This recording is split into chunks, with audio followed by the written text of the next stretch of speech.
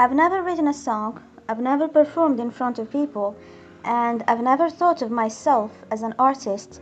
But music saved me, it healed me, and it changed the way I see the world. For music isn't just sound, it's peace, it's strength, it's a way to survive the noise in my head when life gets too loud. I grew up in a very conservative family. Listening to music wasn't allowed, playing an instrument was considered sinful, and singing was out of the question. But I always felt something deep. Whenever I heard a melody, it made me feel understood, like I belonged somewhere, even if I couldn't explain where that somewhere was. Music gave me a break from the pressure, the expectations, the silence, the fear of being different. When I felt lost, I listened to music, and suddenly I found a version of myself that felt free. But music didn't only help me emotionally, it also opened my mind. When I was 19, I had a shock, and it started with something as simple as a song. I began listening to artists from the Arab world, from Lebanon, Egypt, Jordan, Syria. They had amazing voices, great fashion, families, beautiful lives. They were confident, talented, and successful. And then I found out they were Christians. That moment hit me like lightning because all my life I was taught that Christians were bad, that they were our enemies, that they were lost, wrong, and even dangerous. But here they were, having their lives, raising families, living normal lives. I remember thinking, how could this be? This doesn't match anything I was told. That was the beginning of my awakening. It made me ask, if I was taught to see Christians this way, what else might I be wrong about? So I started studying Christianity on my own, and to my surprise, I found so many things that were similar to Islam. The stories, the values, the purpose, it wasn't so different. And that's when I had my, as they say, aha moment. I realized that I had been taught to fear difference, to believe that my religion was the only truth and everyone else was either lost or stupid. But music showed me something else, that people of all religions can be kind, smart, creative, loving, and good. So I started looking further. What about Hindus, Jews, Buddhists? Growing up, I thought Hindus worshipped stones. I thought Buddhists didn't believe in anything. I thought Chinese people had no families, no values, nothing. But through music and the stories behind the singers, I saw how wrong I was.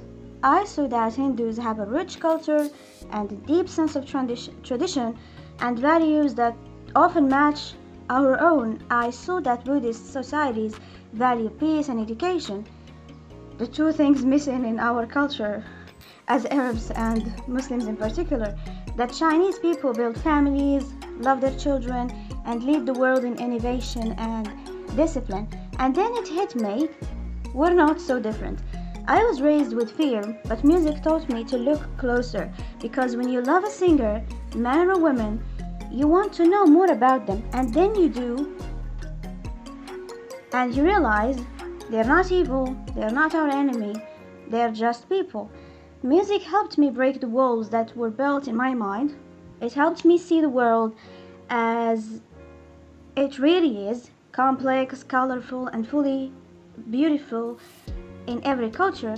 I don't want to be dramatic, but I believe music made me more human, more open, more loving, and for that I'll always be thankful.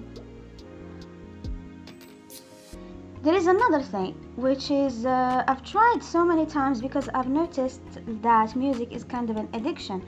So, and because in my religion it's considered haram or forbidden, so I thought that I can break free of it easily. But people think that changing something you do, something you've done for years, is as easy as flipping a switch, like turning the lights off. But I've learned that it's nothing like that. Change doesn't happen that simply. It's way deeper. For example, I tried to stop listening to music, not once, not twice, but countless times. I listened to so many lectures and seminars on YouTube, in person, trying to convince myself that music is wrong, that I have to stop, and I did for one day, maybe a week, but I'd always go back to it and even more intensely, and eventually I gave up trying because deep down I don't really believe that it's bad. Music isn't just sounds, it's emotions, it's connection. Some people make their living through it. Some express their love, their heartbreak, even their desire through it. And yes, sometimes songs can be explicit, even provocative. But here's the thing, these feelings, attraction, desire, intimacy, are human. They are physiological needs. You can't erase them by banning music. You can't just delete a whole side of human nature and pretend it doesn't exist. When religious leaders try to make people suppress their feelings, especially things like desire, they're not helping. In fact, they're creating monsters out of normal people. You can set boundaries, you can have discipline, but you cannot kill the need at its roots. That's not piety, that's denial of humanity. And we're not robots, we're not angels, we're human beings. And maybe the real struggle isn't in erasing these parts of ourselves, but in understanding them, living with them, and finding balance. And well, this is all what I have to say. And thank you for listening if you've reached this far. I really love you so much.